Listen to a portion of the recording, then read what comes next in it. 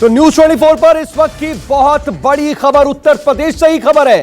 दरअसल उत्तर प्रदेश में हाथरस कांड के बाद बलरामपुर और आजमगढ़ से भी रेप और गैंग रेप का सनसनीखेज मामला सामने आया है। उत्तर प्रदेश के दो शहर बलरामपुर और आजमगढ़ में बेटियों से बर्बरता की खबर सामने आई है। दरअसल बलरामपुर में 22 साल की लड़की को पहले किडनैप किया गया, फिर गैंगरेप के साथ उसकी पिटाई की गई, जिससे उसकी बाद में मौत हो गई। पुलिस ने पूरा मामला दर्ज तो कर लिया है, 2 आरोपियों को गिरफ्तार भी कर लिया गया है। बताया जा रहा है कि लड़की किसी प्राइवेट फर्म में काम करती थी। घर वालों का आरोप है कि बेटी को पहले अगवा किया गया, नशे का बकायदा इंजेक्शन दिया गया और फिर उसको गैंगरेप कर मार डाला गया। वहीं आजमगढ़ में भी एक नाबालिग के साथ रेप की वारदात हुई है। लेकिन इन सब वारदातों के बाद सवाल यह उठता है कि यूपी में कितने हैवान हैं? यूपी में बेटियां सुरक्षित क्यों नहीं है? पुलिस आखिर क्या कर रही है? हाथरस में जिस तरह से जघन्य अपराध को अंजाम दिया गया और बेटी के साथ हैवानियत हुई, खुद मुख्यमंत्री योगी आदित्यनाथ पीड़ित परिवार से बात कर रहे हैं, लेकिन उस वक्त भी इस तरह की वारदातें थम नहीं रही हैं। यूपी में अब बलरामपुर और आजमगढ़ से भी रेप और गैंगरेप की वारदात सामने आई है। यहां पर फिलहाल पुलिस एक्शन में है। बलरामपुर मामले में एक आरोपी को गिरफ्तार कर लिया गया है, तो वहीं आजमगढ़ में एक नाबालिग से रेप का मामला सामने आया है। सवाल प्रशासन पर, कानून व्यवस्था पर खड़ा होता है कि आखिर यूपी में बेटियां कितनी सुरक्षित हैं और क्यों इतने ज्यादा दबंग हो चले हैं ये आरोपी, जिन्हें कानून का कोई खौफ नहीं है।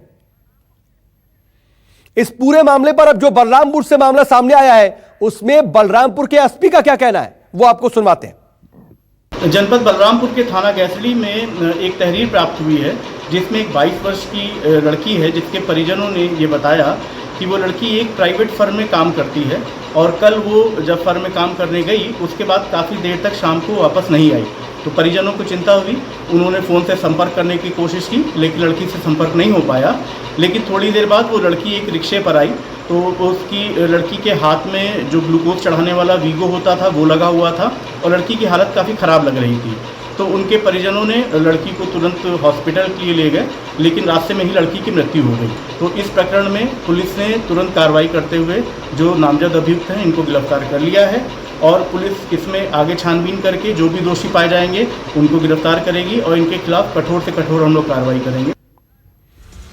तो बड़ी खबर है, और यूपी में कितने हैवान हैं, ये अपने आप में सवाल खड़े होते हैं, क्योंकि लगातार एक के बाद एक इस तरह के मामले सामने आ रहे हैं। आजमगढ़ में नाबालिग बच्ची से रेप का मामला सामने आया, मामला दर्ज कर लिया गया है। लेकिन बलरामपुर में एक 22 साल की युवती, उसके साथ गैंगरेप किया गया। दरअसल परिवार का आरोप है कि लड़की को पहले अगवा किया गया, नशे का इंजेक्शन दिया गया, गैंगरेप किया गया, उसके बाद उसे जबरदस्त तरीके से पीटा गया। इतना पीटा गया कि उसके बाद जब वो अस्पताल ले जाई जा रही थी, उसी वक्त उसकी मौत हो गई रास्ते में।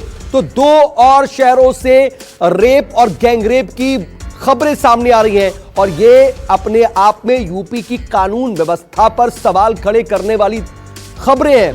अपने आप में इन मामलों में यूपी की कानून व्यवस्था की पोल खुलती है, क्योंकि आखिर अपराधियों और इस तरह के हैवानों में कानून का खौफ क्यों नहीं है, यह अपने आप में एक बड़ा सवाल है। लगातार कानून बनाए जाते हैं, उन्हें सख्त किया जाता है, लेकिन इंप्लीमेंटेशन, उन्हें लागू क्यों नहीं किया जाता उसी सख्ती के साथ, यह सवाल हमेशा बना रहता है। और मानस श्रीवास्तव मेरे साथ लखनऊ से मेरे सहयोगी जुड़ रहे हैं मेरे साथ। मानस, ये अपने आप में हैरान करने वाली बात सामने आती है। एक तरफ खुद मुख्यमंत्री योगी आदित्यनाथ हाथरस के जो पीड़ित परिवार है उनसे वीडियो कॉन्फ्रेंसिंग के जरिए बात करते हैं, लेकिन इसी बीच ये खबरें आती हैं आजमगढ़ बलरामपुर में भी हैवानियत होती है बेटियों के साथ। ना अपराध रहेगा ना अपराधी, लेकिन डर नहीं है अपराधियों का।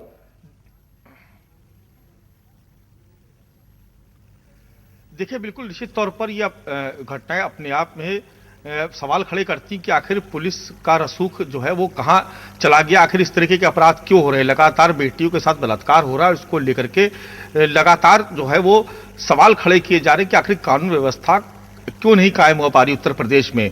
देखिए, दो अलग अलग घटना है, लेकिन इस घटना में जो आरोपी हैं लगभग उसमें जो अपराध करने का जो तरीका है वो एक तरीके का है और अपराध करने वाले भी एक तरीके के हैं। दोनों ही घटनाओं में जान पहचान के लोग थे। ऐसा बताया गया है कि बलरामपुर में 2 लोगों को अरेस्ट किया गया है और उसके बाद जहां पर घटना स्थल था वहां पर भी ले जाकर के तफ्तीश की जा रही है। लेकिन इसमें सवाल इस बात का खड़ा होता है कि घटना कल की है और आज पुलिस ने इस मामले में तफ्तीश शुरू की, तो सवाल कहीं ना कहीं पुलिस की कार्यप्रणाली पे खड़े होंगे, जिसकी वजह से अपराधियों के हौसले बुलंद हैं।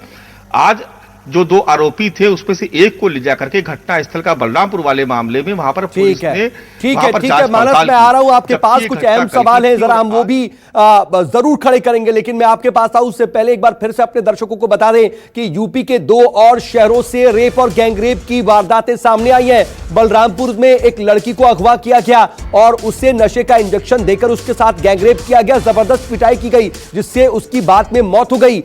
ये वारदात सामने आई तो आजमगढ़ में भी एक नाबालिग से रेप का मामला सामने आया है, लेकिन बलरामपुर में जो गैंगरेप का मामला सामने आया उस पूरे मामले में जो पीड़िता है उसकी मां का क्या कहना है, जरा हम वो सुनवाते हैं अपने दर्शकों को।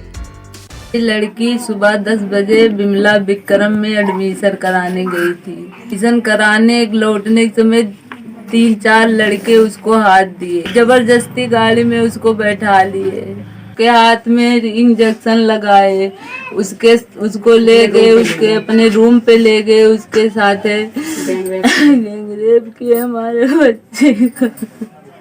बच्ची का पैर तोड़ दिए, कमर तोड़ दिए।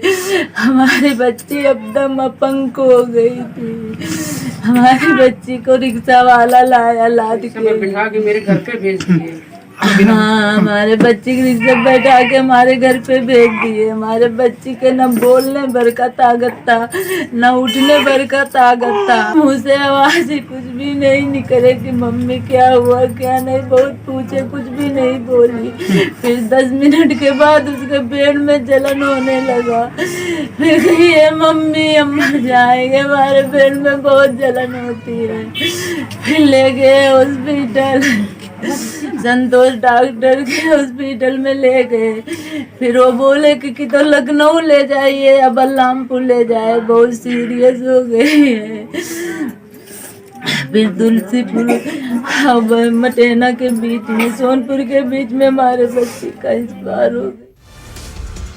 तो ये बलरामपुर गैंगरेप पीड़िता की मां का दर्द था और वो अपनी व्यथा को बता भी नहीं पा रही थी, उनका गला रूंग रहा था। लेकिन इस पूरे मामले पर देखिए अब विपक्ष भी सरकार पर हमलावर हो चला है। अखिलेश यादव ने ट्वीट किया है, हाथरस के बाद अब बलरामपुर से भी एक बेटी के साथ सामूहिक बलात्कार और उत्पीड़न का घृणित अपराध हुआ है। अखिलेश यादव का इस पूरे मामले पर ट्वीट आया है।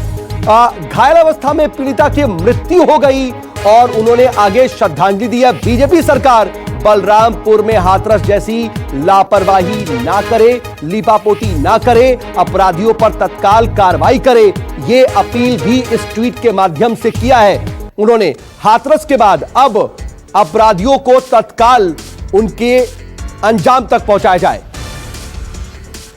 और इस वक्त मेरे साथ समाजवादी पार्टी से जूही सिंह, समाजवादी पार्टी के प्रवक्ता, और बीजेपी की प्रवक्ता अनिला सिंह जी मेरे साथ जुड़ चुकी हैं और दोनों ही महिलाएं हैं। अनिला जी, मैं पहले आपके पास आना चाह रहा हूं। यूपी में देखिए डबल इंजन की सरकार अगर कहा जाए तो गलत नहीं, यूपी में भी आपकी सरकार, दिल्ली में भी आपकी सरकार, दोनों ही जगह सशक्त नेता, सशक्त व्यक्तित्व। खुद मुख्यमंत्री योगी आदित्यनाथ बार बार बेटियों की सुरक्षा के लिए लगातार दम भरते हैं, बेटी बचाओ बेटी पढ़ाओ का भी आप नारा देती हैं। लेकिन एक महिला होने के नाते अगर बार बार इस तरह की खबरें सामने आएंगी इस प्रदेश से तो बहुत सवाल उठेंगे, लेकिन क्या आपको दर्द भी होता है? दिल चीर होता है जब भी इस प्रकार की घटना देखती हूँ, चाहे कोई भी जगह हो, कोई भी प्रदेश हो, किसी की भी सरकार हो। जब देखती हूँ कि हाँ किसी महिला के ऊपर प्रहार हुआ है जी, और उसकी अस्मिता लूटी गई है, छोटी छोटी बच्ची नहीं छोड़ी जा रही है, तो मुझे लगता है कि सरकारें तो अपना काम करेंगी, करना भी चाहिए, और जो सत्ता में सरकार होती है वो जवाबदेही उसकी होती है।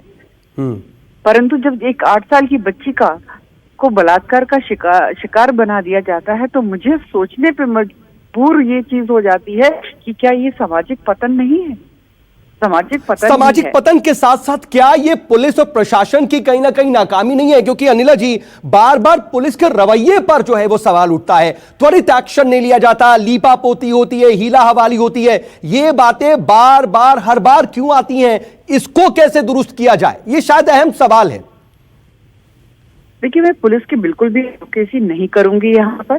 अगर इस प्रकार की घटना होती है या फिर घटना होने से पहले पुलिस वालों के पास जाकर परिवारजन या जो लड़की होती है शिकायत दर्ज कराती है और उस पर कोई एक्शन नहीं लेती है, तो बिल्कुल पुलिस को कटघरे में खड़ा करना चाहिए और उनके खिलाफ इंक्वायरी होकर जो भी सख्त से सख्त सजा होती है उनको मिलनी चाहिए। परंतु बहुत जगह हमने देखा है पुलिस बहुत अच्छा काम भी करती है। जब उत्तर प्रदेश के मुख्यमंत्री ने इस प्रकार की स्वतंत्रता पुलिस को दी हुई है, पुलिस के सीनियर ऑफिशियल्स को दी हुई है कि भाई आपका एक काम है कि आप लॉ एंड ऑर्डर को चुस्त दुरुस्त रखो, उसके बावजूद भी अगर हमको लैक्सिटी दिखाई देती है तो मैं आशा करती हूँ कि प्रदेश में जो डीजीपी साहब है बिल्कुल, लेकिन जूही सिंह जी मेरे साथ समाजवादी पार्टी की प्रवक्ता जुड़ी हुई हैं। आप रहिए अनिला जी, मैं आपके पास आ रहा हूं। जूही जी, आपने सुना अनिला जी क्या कह रही हैं, लेकिन आप विपक्षी नेता होने के साथ साथ एक महिला भी हैं और अनिला सिंह जी भी मान रही हैं कि ऐसी चीजें नहीं होनी चाहिए और एक महिला होने के नाते उन्हें दुख होता है। आप क्या कहेंगी?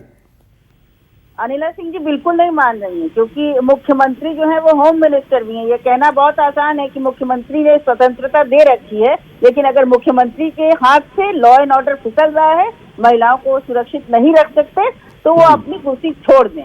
क्या ये केवल एडमिनिस्ट्रेशन का काम है? प्रशासन को हेड कौन कर रहा है? मुख्यमंत्री खुद कर रहे हैं। मुख्यमंत्री कोई भगवान नहीं है कि वो हमें न्याय देंगे। ये महिलाओं का अधिकार है, उनको मिलना भी चाहिए। और महिला कोई भी, अनिला सिंह जी कह सकती हैं कि उन्होंने खुली छूट दे रखी है तो पुलिस नहीं कर रही है, तो पुलिस बात नहीं मान रही है, तो पुलिस अगर बात ही नहीं मान रही। अनिला जी, जवाब है आपके पास। देखिए, बात तो यही है ना कि आप एक महिला होने के नाते तमाम बातें जरूर कहें, लेकिन प्रशासन पर, सरकार पर सवाल तो खड़े हो रहे हैं। हाथरस की घटना अभी ठंडी भी नहीं पड़ी है और उस पीड़िता की चिता की आग भी अभी ठंडी नहीं पड़ी है कि इस तरह की वारदातें और सामने आती हैं। नहीं, आप बात बिल्कुल ठीक कह रहे हैं और जूही सिंह जी भी बिल्कुल ठीक बात कह रही हैं कि मुख्यमंत्री जी जो है वो गृह मंत्री भी हैं, तो जवाबदेही बनती है, बिल्कुल बनती है। परंतु ऐसा क्या करें हम लोग कि जब बिल्कुल गांव में आपका पड़ोसी आपके ऊपर हमला कर देता है, आपके घर में परिवार के लोग आप पर हमला कर देते हैं, तो उसका उत्तर मैं कहाँ से दूं? हाँ, ये कर दीजिए कि समाज पर जिम्मेदारी मत डाल के छुपिए, ये आपका काम है। आप सत्ता में आए इसी वायदे पर है, आप महिलाओं को सुरक्षित नहीं रख पा रहे हैं, इस सच का सामना कीजिए। ये कहना बहुत आसान है कि हम क्या करें, तो इलेक्शन भी मत लगिए मैडम, फिर आप लायक नहीं है कि आप उत्तर प्रदेश। नहीं, जूही सिंह जी आप गलत बात कह रही हैं। आपको पता है अच्छी तरीके से कि नहीं, आप जूही जी, अनिला जी, एक एक करके जूही जी ने अपनी बात रखी। मैं अनिला जी आपसे जवाब चाहूंगा। जूही जी, मैं चाहूंगा आप इंटरप्ट ना करें। अनिला जी, आपका जवाब। जी, मैं अपनी बात कह रही थी, जूही सिंह जी बीच में बोल गई थी कि देखिए ऐसा है कि 90% जो बलात्कार होते हैं वो जानने वाला व्यक्ति करता है। ठीक है, आप इसमें पुलिस प्रशासन का दोष बिल्कुल मानिए। मैंने कहा अगर परिवारजन या वो महिला जाकर शिकायत करती है और एक्शन नहीं लिया जाता और उसके साथ बलात्कार या गलत काम हो जाता है, बिल्कुल पुलिस पर आप उंगली उठाइए। नहीं, लेकिन अनिला जी यही तो सवाल है ना। अभी पूरे अगर हाथरस की बात को भी देख लें तो हाथरस मामले में तो लगातार पुलिस प्रशासन कटघरे में है कई बार, और सिर्फ वारदात के बाद एक्शन लेने में ही नहीं बल्कि पीड़िता का अंतिम संस्कार करने में जिस तरह की जल्दबाजी की गई, जिस तरह रात के अंधेरे में कर दिया गया सब कुछ, उस पर भी सवाल खड़े हो रहे हैं। इस मामले में भी अगर बालरामपुर की बात की जाए तो 24 घंटे से ज्यादा कभी हीला हवाली इस मामले में भी दिख रही है। जहां तक मेरी जानकारी है गिरफ्तारियां हो चुकी हैं, दोनों केसेस में गिरफ्तारियां हो चुकी हैं। बिल्कुल। और हाँ जी, पुलिस को जैसे ही पता चला ये इस मामले के बारे में गिरफ्तारी करी है। जी अनिल, ठीक है, जूही जी से मैं जरा ले लेता हूं इस पर जवाब। जूही जी, देखिए ये बात भी है ना कि विपक्ष ये कहता रह गया कि हम पीड़ित परिवार से मिलेंगे, अगर हाथरस की बात कर ले हम जाएंगे, मुलाकात करेंगे, तमाम तरह की बातें हो रही थी, लेकिन यहां पर तो खुद मुख्यमंत्री योगी आदित्यनाथ ने कमान संभाली, खुद मुलाकात कर रहे हैं, बातचीत कर रहे हैं। उसके अलावा पुलिस भी देखिए एक्शन में है। अगर बलरामपुर की बात हो तो वहां पर भी आरोपी को गिरफ्तार कर लिया गया, हाथरस मामले में भी गिरफ्तार कर लिया गया है। मुख्यमंत्री 14 तारीख से इस घटना के बारे में जानते थे। वो उत्तर प्रदेश के मुख्यमंत्री हैं, उनकी जिम्मेदारी है, जवाबदेही है। अचानक वो आकर कमान नहीं संभाल सकते हैं। निहायत गैर जिम्मेदार मुख्यमंत्री हैं। विपक्ष उसी दिन रात से गया, अतुल प्रधान भी गए, पुलिस ने रोका भी, हमारा संगठन भी हाथरस में खड़ा था। तो ये कहना कि विपक्ष गया नहीं और मुख्यमंत्री वीडियो कॉल कर रहे, किस प्रकार के मुख्यमंत्री हैं ये। और जब प्रधानमंत्री ने इनको फोन किया तब पहली बार इन्होंने एक ट्वीट किया। तो अब कोई हम लोग फेडरेशन तो है नहीं, जब प्रधानमंत्री कहेंगे। ठीक है जूही जी और अनिला जी, मैं दोनों के पास आऊंगा, आप दोनों के पास आ रहा हूं। मैं उम्मीद करूंगा आप बने रहिएगा, मैं आपके पास दोबारा रिएक्शन के लिए आऊंगा। लेकिन जरा अपने दर्शकों को आजमगढ़ की खबर के बारे में भी बता दें, क्योंकि थोड़ी देर पहले मैंने आपको दिखाया कि बलरामपुर मामले में वहां पर एसपी ने क्या कुछ कहा, लेकिन अब आजमगढ़ में पुलिस क्या कह रही है इस पूरे मामले पर, जरा वो भी सुनवाते हैं। क्योंकि देखिए हाथरस में जो कुछ हुआ उसके बाद बलरामपुर में हुआ, पुलिस ने इसको माना कि हाँ ये घटना घटी है, उसके बाद पुलिस का बयान सामने आया। आजमगढ़ मामले में पुलिस क्या कर रही है इस बार जरा वो सुनवाता हूं। थाना जियापुर के क्षेत्र के एक गांव में एक नाबालिग बालिका के साथ दुराचार होने की घटना सूचना प्राप्त हुई थी। उस पर तत्काल मुकदमा पंजीकृत किया गया और पुलिस द्वारा जो अभियुक्त था उसे गिरफ्तार किया गया है। ये अभियुक्त उसके घर के सामने रहने वाला है तथा उसका इसके घर पर आना जाना था और उसके घर से काफ़ी निकट के संबंध उस नवयुवक के थे। अभियुक्त को गिरफ्तार कर लिया गया है तथा जो बालिका है उसका मेडिकल कराया जा रहा है और शेष कार्रवाई की जा रही है। देखिए चाहे वो बलरामपुर की घटना हो चाहे वो आजमगढ़ की घटना, सिर्फ यही नहीं है कि परिवार आरोप लगा रहा है, बल्कि पुलिस भी इस मामले में पुष्टि कर रही है कि ये दोनों घटनाएं घटी हैं। और अनिला जी और जूही जी मेरे साथ लगातार बनी हुई, मैं आप दोनों के पास आऊं उससे पहले योगिता भयाना जो कि सामाजिक कार्यकर्ता है वो मेरे साथ जुड़ गई, जरा उनसे मैं रिएक्शन लेता हूं। योगिता जी, ये जो मामले सामने आते हैं, यूपी जो है उत्तर प्रदेश उत्तम प्रदेश बनेगा, लेकिन क्या इसी तरह से बनेगा? एक महिला होने के नाते आपको क्या महसूस होता है ऐसी खबरों पर, इस तरह की घटनाओं पर? जो कि अभी जितने भी संवेदनशील लोगों को फील हो रहा है वही फील हो रहा है। कल से जब से उस बच्ची की मृत्यु की खबर आई और आज जब सुबह उठे तो ये पता चला मिडनाइट पे उसका अंतिम संस्कार भी मैं नहीं बोलूंगी, उसको जला दिया गया, क्योंकि अंतिम संस्कार नहीं हुआ, उस पर पेट्रोल डाला गया, उस पत्ते घास फूस डाल के उसको जला दिया गया, ना कि अंतिम संस्कार किया गया। और फिर आज अभी फिर थोड़ी देर पहले आपने अभी उठाया है ये जो नए 2 केस आए आजमगढ़ से और बलरामपुर से। बलरामपुर की जो बच्ची का भी अभी जो पता चल रहा है कि अभी उसका भी फ्यूनरल कर दिया गया with in 1 hour of getting the body. तो आप मुझे ये बताइए कि इस चीज को कैसे लिया जाए, कैसे हम बोले कि बेटी बचाओ का जो ये नारा सरकारों ने दिया था, क्या वो सच में एक चेतावनी दी थी कि हाँ अपनी बेटियों को बचा लीजिए, क्योंकि ये हश्र होने वाला है हमारी बेटियों का। जब प्रधानमंत्री बने और लाल किले से उन्होंने बोला बेटी बचाओ, तो मुझे लगता है उसका अर्थ तो यही लेना चाहिए कि उन्होंने सच में हमें एक वार्निंग दी थी कि आप बेटियों को बचा लीजिए।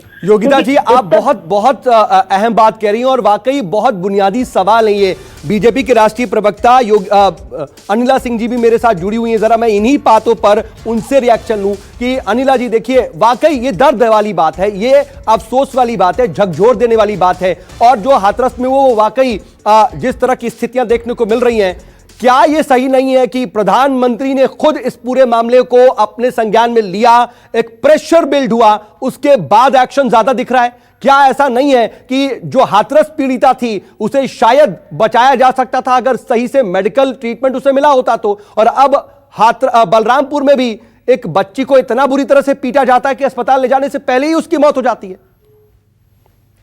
जी बिल्कुल, इसमें कोई दो राय नहीं है कि देश के जो प्रधानमंत्री हैं, जब वो सत्ता में आए थे तो सबसे पहले जो उन्होंने कार्य किया था, प्रायोरिटी लिस्ट में जो उनके था वो इस प्रकार से था कि जो महिलाएं उनको किस प्रकार से सशक्त किया जाए, और उसके लिए उन्होंने अलग अलग कदम उठाए। और जिस प्रकार से हमें पता है कि जेंडर इक्वालिटी था ये बर्थ रेशो में, उसके लिए बेटी बचाओ बेटी पढ़ाओ वाला नारा भी वो लेकर आए थे। और चाहे वो गांव-गांव घर-घर टॉयलेट्स बनाने का भी काम किया, क्योंकि उनको नहीं, लेकिन अफसोस तो यही है ना, अफसोस तो देखिए अनिला जी यही है ना कि बेटी बचाओ की बात करते लेकिन बेटी बची कहां? बलरामपुर में भी बेटी नहीं बची, हाथरस में भी बेटी नहीं बची, यही तो सवाल है। इसीलिए तो दर्द होता है, इसीलिए तो हर एक संवेदनशील व्यक्ति कहीं ना कहीं अपने आप में बहुत ज्यादा टीस महसूस करता। मैं आऊंगा आपके पास, उससे पहले जरा एक बार फिर से मैं लखनऊ चलता हूं। वहां पर मानस श्रीवास्तव मेरे साथ, मेरे सहयोगी बने हुए हैं, लाइव हैं। मानस, ये जो मामले हैं ये किस तरह से देखे? इस पर राजनीति होगी, गंदी राजनीति होगी, रोटियां सेकी जाएंगी, ये अपनी अलग बात है, लेकिन कहीं ना कहीं ये बात तो जाहिर सी है ना कि इन हैवानों को कानून का खौफ नहीं है, पुलिस का डंडा, पुलिस के हंटर का खौफ नहीं है। अगर होता तो शायद इस तरह की हिमाकत ही नहीं करते ये।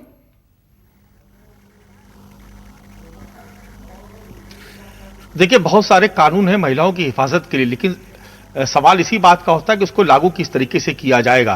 अगर हम बलरामपुर की घटना को भी अगर नजीर मान ले, जैसे हमने हाथरस को देखा, तो वहां पर भी कल की घटना थी, लेकिन पुलिस आज एक्शन में आई। कल तक इस पूरे मामले को दबाए रखा गया, आज इस पूरे मामले का खुलासा हुआ और उसके बाद जब मीडिया में रिपोर्ट्स आना शुरू हुई, उसके बाद पुलिस एक्शन में आई और आप देखेंगे कि किस तरीके की उसमें कार्रवाई। बाद में कहा गया कि 2 इसमें आरोपी थे, जो दोनों करीबी थे, उनको गिरफ्तार किया गया। पोस्टमार्टम रिपोर्ट अभी भी इंतजार है उसका कि वो रिपोर्ट कब आएगी। आजमगढ़ की भी घटना आप देख रहे हैं। देखिए, इस पूरे मामले में जो बार बार बात होती है कि पुलिस के रसूख की, पुलिस के इस्तकबाल की, कहीं ना कहीं उसकी देखिए कमी देखने को मिल रही है। हाथरस की घटना में भी सरकार की बेहद किरकिरी हुई। अब SIT जांच करेगी, उसमें बताएगी कि आखिर गलती कहां पर हुई, चूक कहां पर हुई। आप बलरामपुर की घटना, लेकिन मानस तो क्या घटना है, इस पे तत्काल, ठीक है, मैं मानस आ रहा हूं आपके पास, लेकिन इस वक्त एक और बड़ी खबर, एक बड़ी ब्रेकिंग न्यूज इस मामले में। बुलंदशहर में भी रेप की जो वारदात हुई है, उसमें 14 साल की बच्ची से बलात्कार। ये एक और बड़ी खबर बुलंदशहर से, बलरामपुर के अलावा बुलंदशहर से भी खबर। 14 साल की एक बच्ची से बलात्कार, 20 साल के पड़ोसी ने उसके साथ रेप किया, यह आरोप लगा है। तो आप देखिए, ये तीसरा शहर भी आ गया। शहर शहर बलात्कार की खबरें आ रही हैं। ये अपने आप में बेहद अफसोसनाक, और सभी यूपी के शहर हैं। अनिला सिंह, आपके पास मैं आना चाह रहा हूं। मैम, ये हो क्या रहा है? शुरुआत में मैंने यही बात कही थी कि अगर आपके घर के परिवार के लोग आपके साथ कई बार बलात्कार करते हैं, या आपके पड़ोसी करते हैं, या रिश्तेदार कर देते हैं, तो वहां पर बहुत मुश्किल आ जाती है पुलिस प्रशासन को कि भाई किस प्रकार से नजर रखे, किस प्रकार से निगरानी रखे। हाँ, ये है कि तुरंत की तुरंत जैसे ही केस जो है रजिस्टर होता है, गिरफ्तारी होती है। पर सोचने वाला विषय ये भी है कि लोगों की इतनी हिम्मत कैसे हो जाती है जब इतना सख्त अनिला जी, है। लेकिन देखिए, आप देखिए, एक तरफ सेंसिटिव हैं, बिल्कुल मैं समझ रहा हूं, आपकी पीड़ा भी है, लेकिन आपकी मजबूरी भी मैं समझ रहा हूं। लेकिन इसके साथ साथ आप जरा देखिए ना, हाथरस दिल्ली से 200 किलोमीटर दूर, वहां पर कोई भी जो आरोपी है वो जानकार नहीं था, उनका रिश्तेदार नहीं था जिन्हें गिरफ्तार किया गया। बलरामपुर चले जाइए, गाड़ी में खींच लिया जाता है बच्ची को, उसको अगवा कर लिया जाता है, नशे का इंजेक्शन लगाया जाता है, अपने रूम पर ले जाया जाता है, वहां पर रेप के बाद, गैंगरेप के बाद उसे जबरदस्त पीटा जाता है। यहां पर भी उसकी मां जो है वो कह रही है कि उसकी रीढ़ की हड्डी तोड़ी गई और वो अपंग हो गई थी, पैर टूट गया था। मां का आरोप यह है। शहर में भी जो घटना घटित हुई है, वो उस बच्ची के बिल्कुल पड़ोस में ही गांव में रहते थे। मैं यही कह रही हूँ, माता जी से पूछा गया था, उस बच्ची की माता जी से, उसने कहा मैं मानता हूं आप बिल्कुल ठीक बात कह रही हैं, लेकिन देखिए, इन सब में अपने आप में सबसे अहम यही है कि पुलिस का काम ही यही है कि वो इन चीजों को भी ध्यान में रखे। इसको भी ये नहीं कह सकते हम, सिर्फ ये कहकर शायद बच नहीं सकते कि बहुत करीब के गांव का था इसलिए वारदात हो गई। शायद ये तथ्य कहीं ना कहीं कमजोर पड़ जाएंगे। अनिला जी, मुझे माफी के साथ लेकिन ये कहना पड़ रहा है, आप एक महिला, मैं समझ रहा हूं आपका दर्द, लेकिन उसके बाद भी सवाल जो हैं वो चीख चीख करके पूछ रहे हैं कि आखिर यूपी में हो क्या रहा है। बहरहाल फिलहाल मेरे पास समय बस इतना ही। आप दोनों का बहुत शुक्रिया। जूही सिंह भी जुड़ी हुई थी, योगिता भयाना भी जुड़ी हुई थी, बहुत शुक्रिया। और मानस, आपका भी बहुत बहुत शुक्रिया। नमस्कार, मैं हूं मानक गुप्ता। अगर आपको हमारा ये वीडियो पसंद आया हो तो इसे लाइक और शेयर जरूर करें, और हां, हमें सब्सक्राइब और फॉलो करना ना भूलें, ताकि आप देश और दुनिया की कोई खबर मिस ना करें। चाहे कोई ब्रेकिंग न्यूज हो या कोरोना वायरस से जुड़ी कोई भी अपडेट, पॉलिटिक्स हो या आपकी जेब से जुड़ी कोई खबर, इलेक्शन की कोई न्यूज हो, कोई कंट्रोवर्सी हो या फिर कोई वायरल वीडियो, सब कुछ मिलेगा News 24 पर। तो जुड़े रहिए हमारे साथ और देखते रहिए News 24।